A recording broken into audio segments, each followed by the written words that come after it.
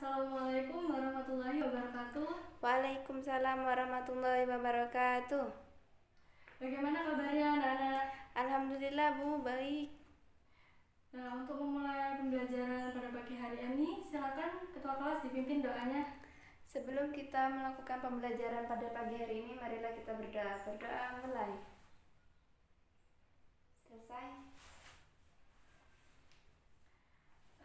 Ibu absen dulu ya. Dian, Hadir Bu. Cinta, Hadir. Sinta, Hadir Bu. Doni, Nggak hadir kayaknya Bu. ada suratnya? Nggak ada Bu. Ibu Alfa ya. Iya Bu. Nanti yang dekat rumahnya dijenguk kalau sakit. Nanti kalau ketahuan dia bolos, kasih tahu untuk sekolah ya. Iya Bu. Nah, ada yang tahu hari ini materinya apa? Tidak tahu Bu. Hari ini materinya sistem peredaran darah. Nah, tujuan pembelajaran pada pagi hari ini kita mengetahui apa itu sistem peredaran darah, darah beserta fungsinya, komponen-komponen darah, dan juga gangguan-gangguan atau penyakit dalam darah. Nah, sistem peredaran darah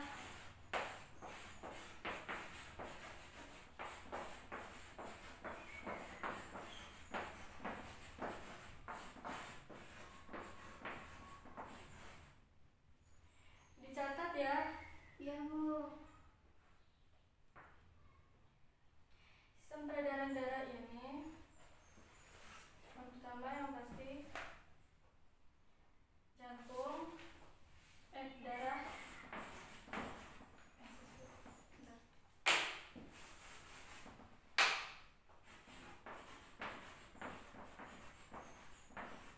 organ jantung, kemudian darah. Nah, darah, komponen darah sendiri ada 3: plasma darah, ada 4 plasma darah, kemudian eritrosit,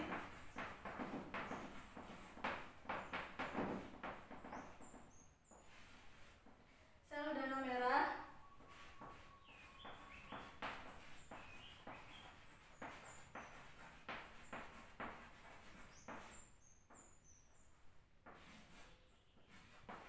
leukosit atau sel darah putih,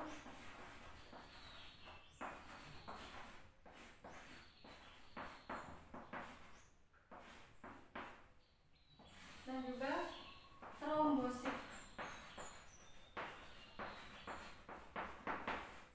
atau keping-keping darah.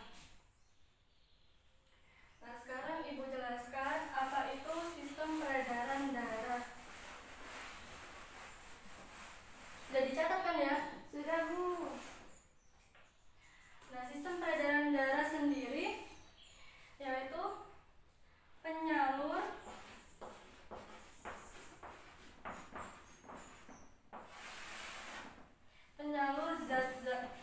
zat-zat penting dalam tubuh. Contohnya seperti nutrisi, vitamin, zat besi. Ketika kita makan dan makanan kita masuk ke dalam pencernaan, maka seperti nutrisi, vitamin, zat besi ini akan diserap oleh tubuh. Seperti itu. Iya. Kemudian juga oksigen,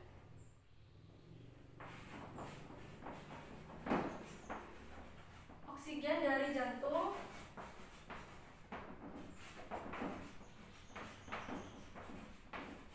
ke seluruh tubuh.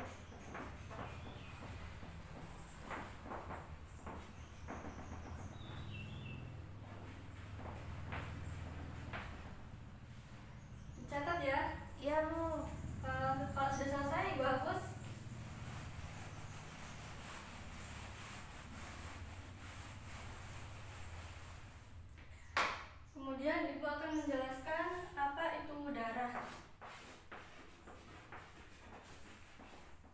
Udah belajar semalam? Sudah, Bu. Darah itu apa? Alat pengangkut kayaknya, Bu. Oh iya, benar sekali. Alat pengangkut. Sistem pengangkut yang paling utama di dalam tubuh kita.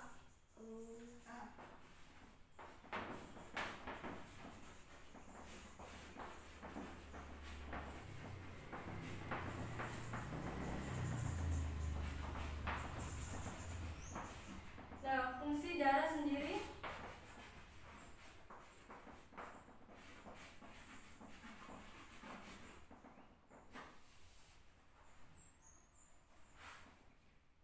Satu, mengangkut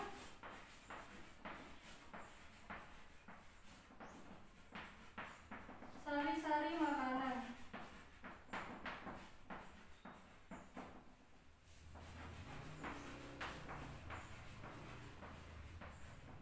Kedua,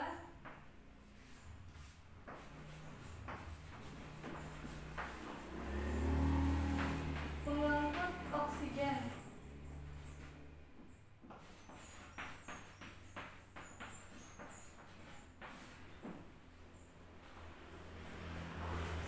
Tiga, mengangkut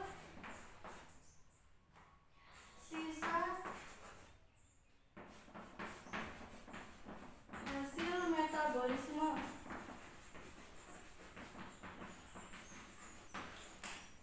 Keempat, menjaga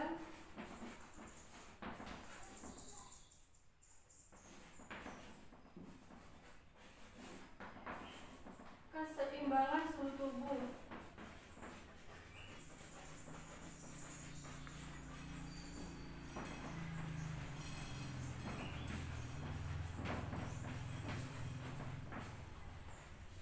Dan yang kelima membunuh kuman penyakit.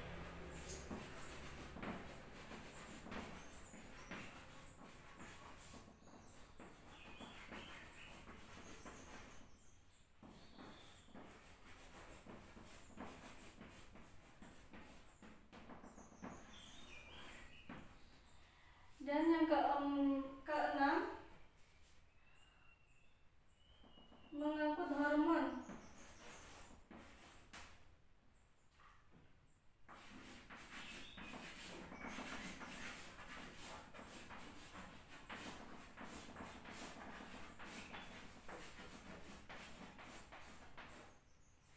Ada yang ditanyakan? Tidak ada, Bu. Baik, udah dicatat ya? Ada yang kurang kelihatan, Bu, sebelah sini, Bu. Sudah, Bu. Sudah, Ibu hapus ya.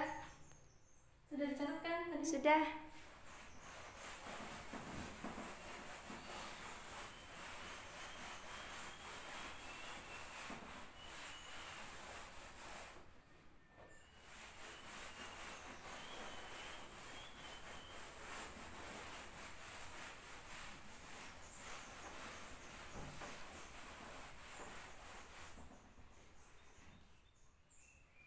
Nah, sekarang kita tadi udah belajar apa itu darah, sudah belajar fungsi darah, dan sekarang kita belajar komponen-komponen dalam darah.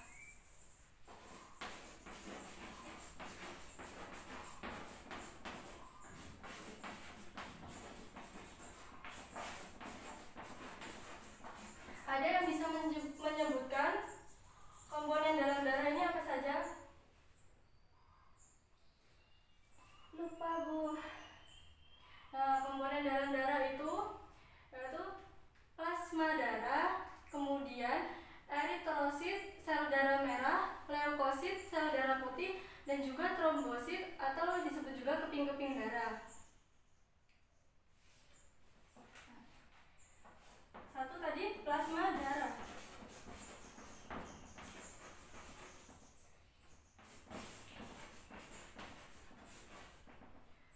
Plasma darah ini berbentuk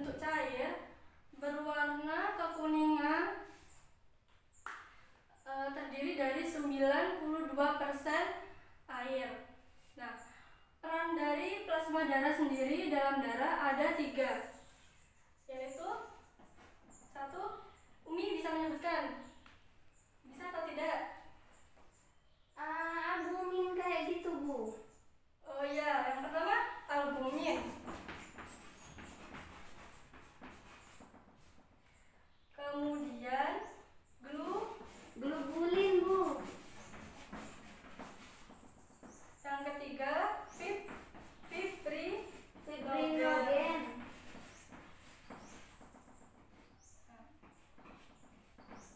Tadi kan Umi sudah menjelaskan ada 3, albumin, tadi ada globulin dan juga fibrinogen. Nah, peran dari albumin itu apa? Mengatur tekanan osmosis darah, Bu. Nah, benar, mengatur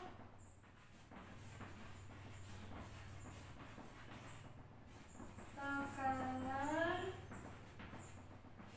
osmosis di dalam darah.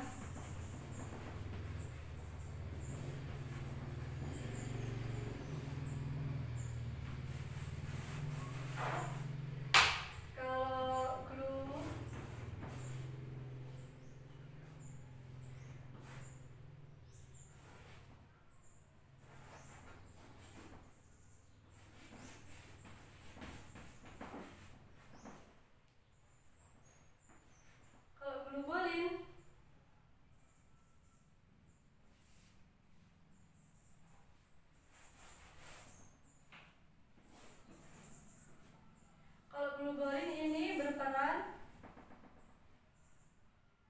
sebagai antibodi. Membentuk antibodi ya? Iya, Bu, membentuk antibodi.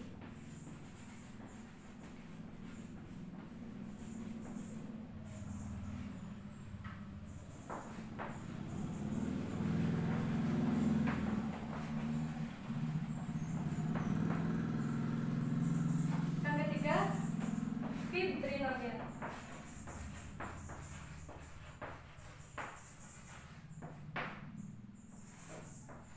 Apa fibrinogen?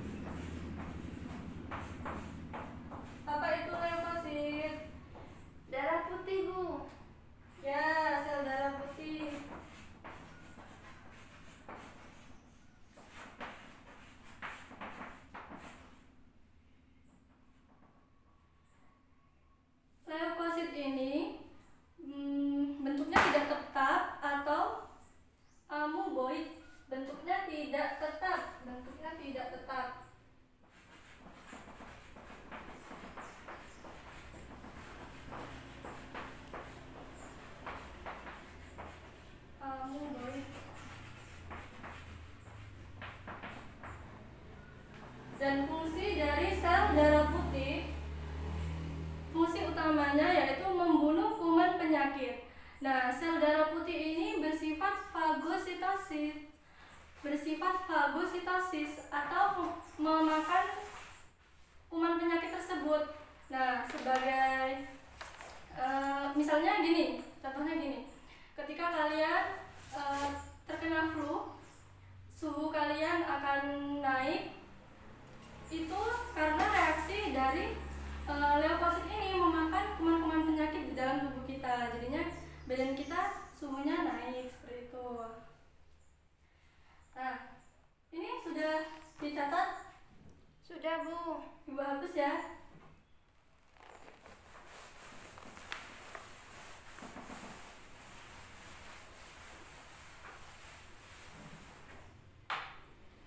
Nomor 4, yaitu trombosit.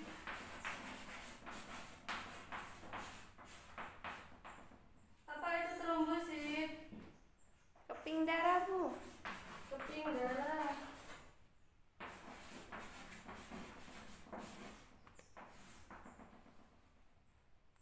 Peran dari trombosit ini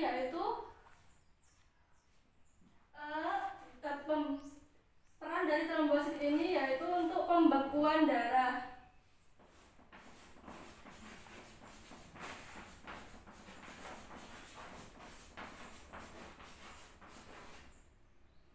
Nah, kenapa bisa seperti itu? Karena ketika kita terjadi luka, pembuluh darah akan pecah. Kita luka, pasti darahnya akan keluar kan ya. Nah, trombosit ini atau keping darah akan menutupi luka tersebut, mencegah darah banyak keluar, mencegah keluar banyak darah. Jadi kita tidak kehabisan banyak darah. Itu. Ada yang ditanyakan? Tidak ada, Bu. Nah, tadi kan Ibu sudah menjelaskan komponen-komponen darah tersebut ada 4. Ibu hapus ya. Ya, Bu. Di sini ada 4. Nah, sekarang Ibu jelaskan plasma darah itu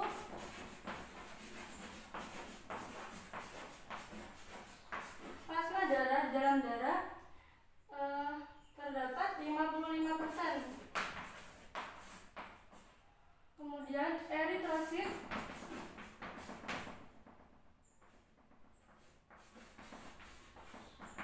atau sel darah merah 99% dalam darah. Kemudian leukosit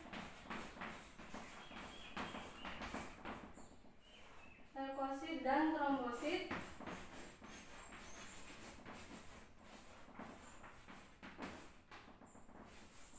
adalah 1% saja di dalam darah kita. Nah, Ibu ada bawa peraga ini kita peragakan sebagai plasma darah, kan berwarna kekuningan, cairan berwarna kekuningan. Kemudian ini sebagai eritrosit atau sel darah merah. Kemudian jika kita lihat pakai mikroskop, bentuknya seperti ini ya. Ini sebagai kepingan darah 1% dan juga sel darah putih. Nah, Ibu masukkan seperti ini jadi.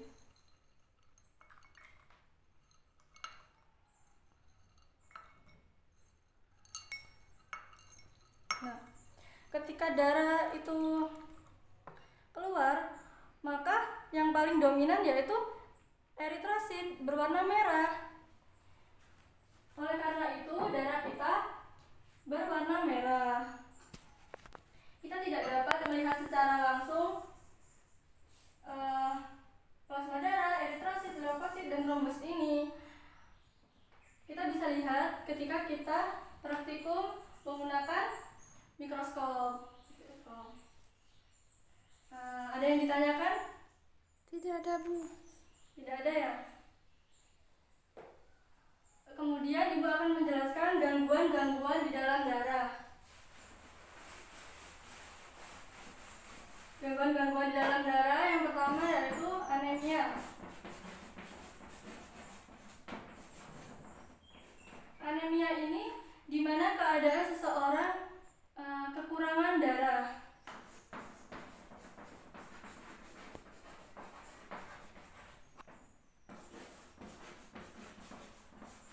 Nah, anemia ini dapat diobati dengan meminum suplemen tablet atau tambah darah seperti itu.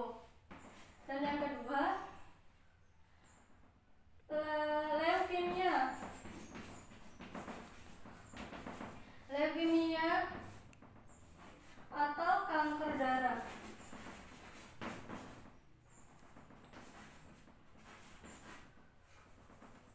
Kanker darah.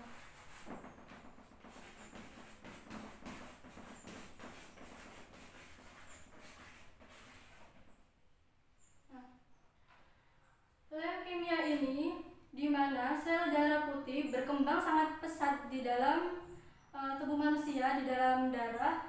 Namun eritrosit atau sel darah merah ini menjadi sedikit, jadi lebih banyak sel darah putih. Nah, karena banyaknya sel darah putih ini, seseorang bisa mengakibatkan anemia akut. Ini sangat berbahaya bagi tubuh kita. Itu. Nomor 3, thalassemia.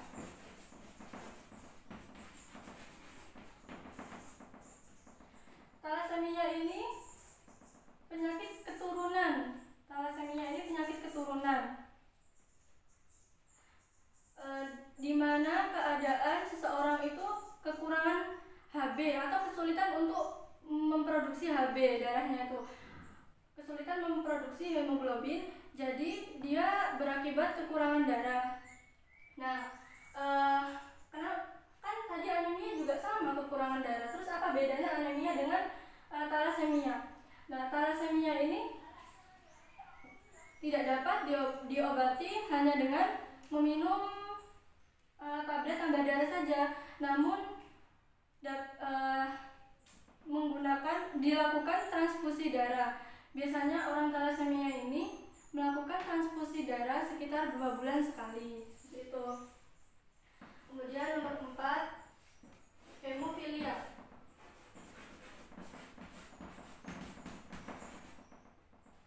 Hemofilia ini yaitu keadaan seseorang yang darahnya itu sukar membeku. Sukar membeku itu ketika terjadi luka, darahnya itu tidak dapat membeku, jadi darahnya keluar terus sehingga ia dapat kehabisan banyak darah, dan itu dapat meninggal dalam waktu singkat karena kehabisan banyak darah. Itu. Udah ada pertanyaan? Tidak ada, Bu. Sudah jelas ya? Sudah. Nah, sekarang Ibu kasih kuis. Nanti kalau berhasil menjawab yang benar, Ibu kasih tambahan nilai. Nah, kuisnya ini ada 6 soal. Jadi yang mengacukan tangan secepat mungkin, terus Ibu pilih gitu ya, nanti yang tercepat siapa. Nah, di sini ada kuisnya itu buah-buahan. Jadi siapa cepat nanti bisa milih lebih dulu. Ada pisang, leci, apel, jeruk, semangka, dan juga anggur. Nah, sekarang tunjuk tangan ya. 1, 2, 3. Umi, Dian, Sinta, Revo, Randy, dan Vita. Umi dulu. Ternyata Umi pilih yang mana? Pisang, Bu. Pisang sudah dipilih Umi, jadi nggak bisa pilih pisang lagi ya yang lain. Ibu bacakan soalnya. Apa fungsi darah bagi manusia? Saya jawab, Bu. Iya. Mengangkut sari-sari makanan. Benar. 1. Mengangkut oksigen. 2, 3. Mengangkut hormon. 4. Mengangkut sisa-sisa metabolisme. 5. Menjaga kestabilan suhu Tubuh. 6.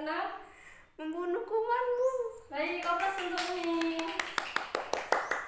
Nah, dari pembelajaran kita hari ini, apa yang kalian dapat? Kita dapat lebih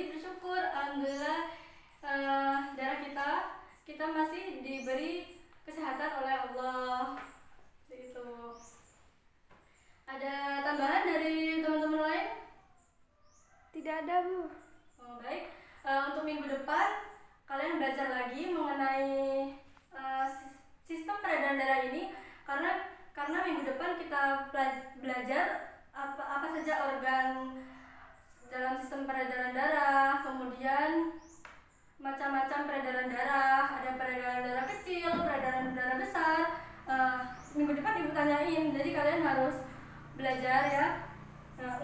Silakan untuk ketua kelas dipimpin doanya. Sebelum kita mengakhiri pembelajaran pada pagi hari ini, marilah kita berdoa. Berdoa mulai. Selesai. Baik, waktu kita belajar sudah habis. Ibu sampaikan terima kasih. Assalamualaikum warahmatullahi wabarakatuh. Waalaikumsalam warahmatullahi wabarakatuh. Untuk komponen-komponen darah ini diperagakan eritrosit atau sel darah merah menggunakan sabun berwarna merah. Kemudian untuk leukosit, sel darah putih diperagakan menggunakan manik-manik. Dan keping-keping darah atau trombosit menggunakan manik-manik juga. Dan untuk plasma darah, ini air yang dilarutkan dalam bubuk kunyit. Jadi warnanya berwarna kekuningan. Terima kasih.